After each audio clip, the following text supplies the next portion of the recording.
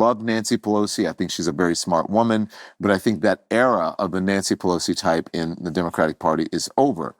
I think that this is the era of and I didn't like her policies at first, and I'm not necessarily in love with her policies, but people love AOC.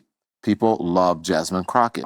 People love Eric Swalwell and the like. And I think that the Democratic Party should put the people out there who the people want. They should put the politicians out there who the people want, who they're asking for, who are meeting the moment with the same energy that they're not asking for AOC. Yes, they are. The people you party with No. The people I party with don't like AOC. Oh, please. No, they don't at all. Well, most people don't. But she's AOC, very far left. Let me tell you why I'm saying that.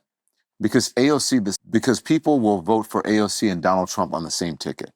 Because they're authentic. No, because they're authentic. I don't think that, Don. I think you're wrong about that. What people like about people like Trump and Fetterman is because it's irrelevant to her life. But you don't know her life.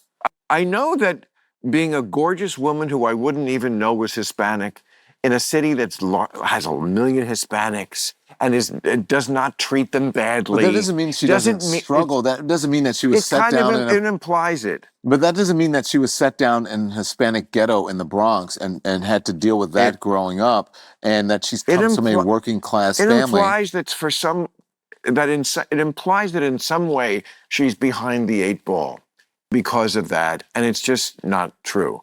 And so I don't know if she's behind the 8 ball, but I don't think she's as privileged as many people who are in Congress right now. Is that privileged or not? She was a bartender. Yeah.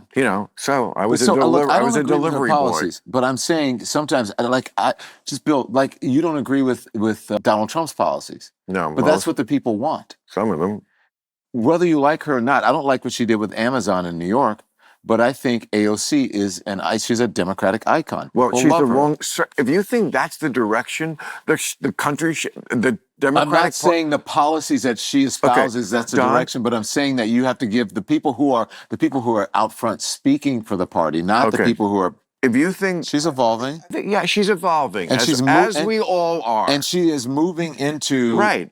She understands the game a little bit more. And if you notice, she is sort of becoming a sort of normal kind of Democrat in many ways. Yes. I think she's evolving. Okay, great. She's a very smart tactic. She's very smart. Let's get behind that. Another one who's doing that, Gavin Newsom, who I've always been a fan of and thought always could and should be president. And then I recently had a conversation with somebody and I said, gosh, I've always been hoping Gavin would move toward the center and it doesn't seem to be happening. And then, as if I had just manifested it, I see this headline somebody sent me a few days ago. Gavin Newsom name-checked me in how he wanted to move. Because he's starting a podcast. Yes. Where he wants to talk to dissenting everybody. voices. Yeah. So I'm like, thank you, Jesus.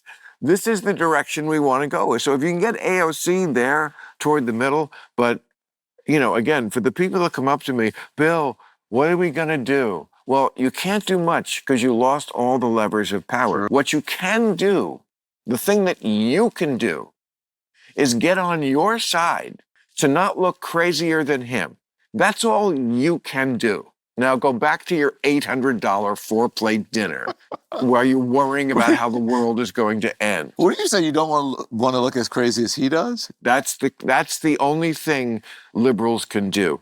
Just don't do shit that makes people go, oh, Trump, he's just crazy, but at least he doesn't, and then whatever the crazy